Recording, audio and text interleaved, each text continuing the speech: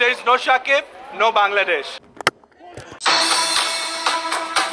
No Shakib no Bangladesh.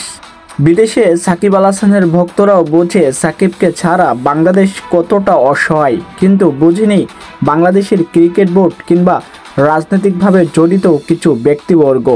সাকিবকে ছাড়া যে বাংলাদেশ ভালো কিছু করতে পারছে না, ওয়েস্ট ইন্ডিজের পাগলা ভক্তরাও এটা বুঝে গেছে। সাকিবের পারভক্ত শুধু এদেশেই নয়, সারা বিশ্বে ছড়িয়ে ছিটিয়ে আছে অসংখ্য মানুষ।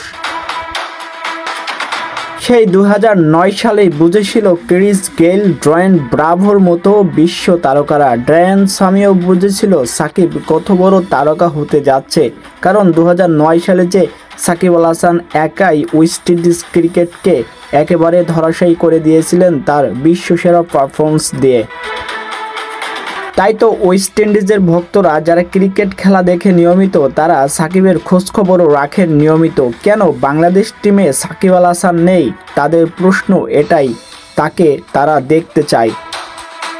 2009 সালে 141 রানের অনবদ্য একটা অপরাজিত ইনিংস এই ওয়েস্ট ইন্ডিজের বিপক্ষেই খেলেছিল সাকিব আল হাসান। আর এই ওয়েস্ট ইন্ডিজের বিপক্ষে সাকিবের ব্যাটিং গড় 55-র উপরে।